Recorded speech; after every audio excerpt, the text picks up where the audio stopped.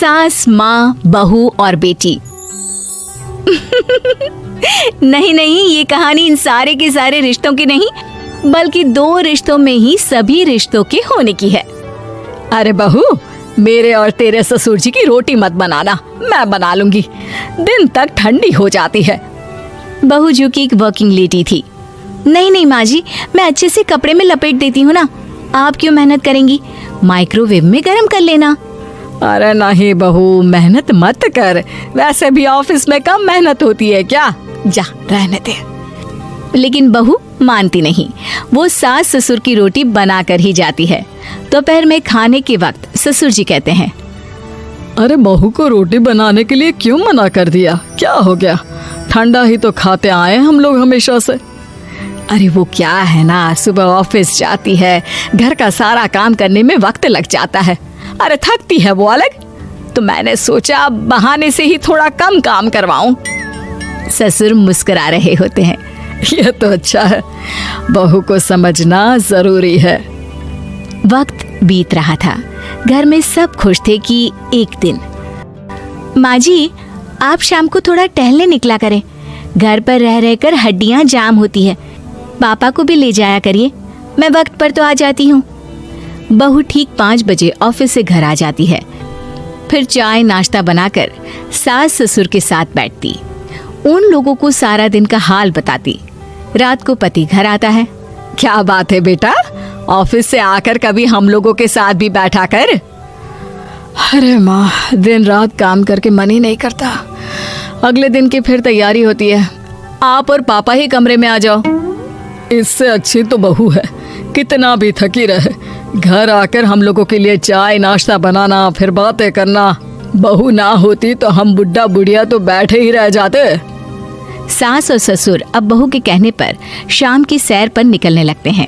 सास की कई सहेलियां बनती है तो ससुर को भी कुछ बुजुर्ग लोगों का ग्रुप मिल जाता है। कैसा रहा सहेलियों के साथ शाम का वक्त? हम लोगों ने तो भाई खूब योगा किया। अरे हम लोगों को गप्पों से फुर्सत ही नहीं होती। वैसे मिसेस मल्होत्रा आज बहू के बारे में कुछ बोल रही थी। तभी वहाँ ऑफिस से बहू आ जाती है जो जींस और टॉप में होती है। क्या बात है माँ, क्या कह रही थी आपकी सहेली आपकी बहू के लिए? सास इस बार बहू को कुछ अलग तरीके से देखती है और उल्टा सवाल ही दाग देती है। क्या कह रही थी वो हटा, ये बता, तेरे ऑफिस में तो मर्द भी काम करते होंगे ना? बहू जो अब तक मजाक कर रही थी वो सीरियस हो जाती है। मर्द होंगे नहीं माँ जी, मर्द ही ज्यादा है, हम 5 ही लड़कियां हैं ऑफिस में। अरे तो अच्छा लगता है क्या ऐसे कपड़े पहनती हो? कल से तुम ना साड़ी पहनकर ऑफिस जाना, और हाँ, शाम का नाश्ता थोड़ा जल्दी बनाया करो, नाश्ता बनाकर बाद में ही ऑफिस के कपड़े चेंज करने जाना। बहू को समझ में नहीं आता कि सास को हो क्या गया है, लेकिन वो कुछ नहीं कहती, सीधे किचन में जाकर चाय नाश्ता बनाती है और सास ससुर को दे देती है। अगले रोज बहू ऑफिस के लिए तैयार होती है तो खूब सुंदर सी साड़ी पहनती है और ऑफिस के लिए निकलने से पहले सास और ससुर के पैर छूती है और निकल जाती है।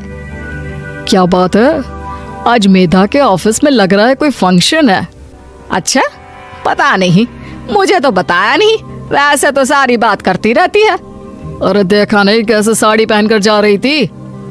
अरे वो तो मैंने ही बोला है उसे। अरे अच्छा लगता है क्या रोज रोज ऐसे सूट या जींस में जाना?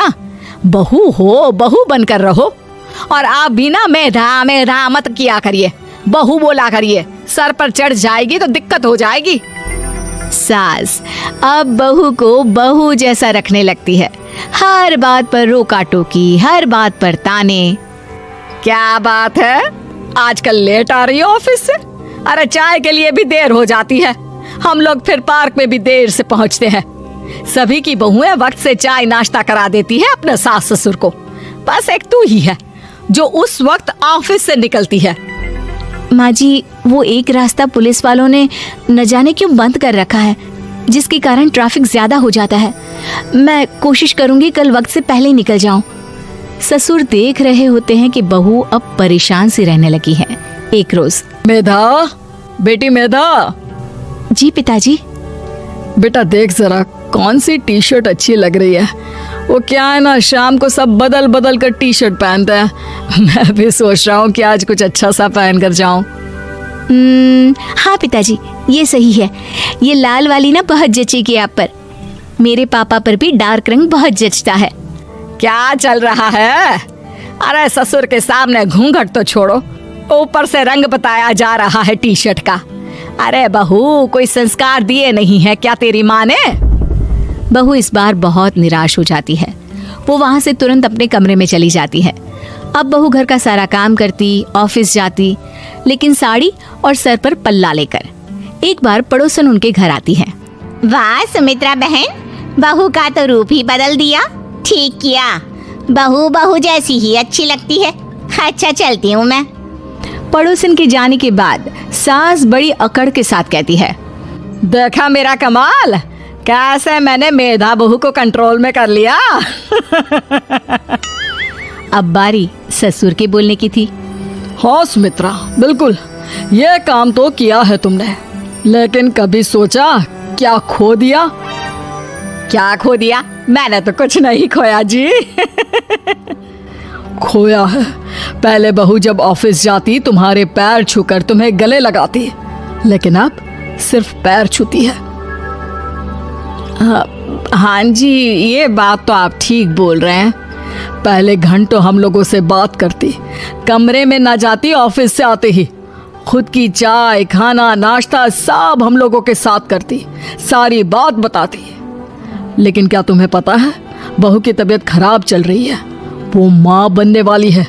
ये बात मुझे बेटे ने बताई कि तुम्हें बता दूं। अब सास की आंख में आंसू थे। वो समझ गई थी कि लोगों के कहने में आकर उसने क्या खो दिया। शाम को बहू घर आती है तो माँ किचन में पकोड़े तल रही होती है। अरे माँ जी, आप रहने दीजिए ना, मैं आ तो रही थी। अरे नहीं, जा तू चेंज कर ले, मैं नाश्ता और चाय टेबल पर ही लगा रही हूँ मेधा। सास के मुंह से अपना नाम सुनकर बहू को बहुत अच्छा लगता है। माँ जी, कोई गलती हो गई है क्या? मेरे होते हुए आप काम करे, ये ठीक नहीं है। संस्कारी और समझदार बहू सास को माँ समझती है, लेकिन सास की बेवकूफी उसे सास ही बनाकर रखती है। बहू, मुझे भी थोड़े संस्कार और समझदार बनने का मौका दे, जिससे मैं भी बहू नहीं बेटी को देखूं तुझ में। और हाँ, मेरा होने वाला पोता क्या कहेगा कि दादी ने तो मेरी माँ को बहुत परेशान किया। बहू सास को गले लगा लेती है। नहीं माँ जी, वो कहेगा कि माँ को तो दादी ने बेटी बनाकर रखा है।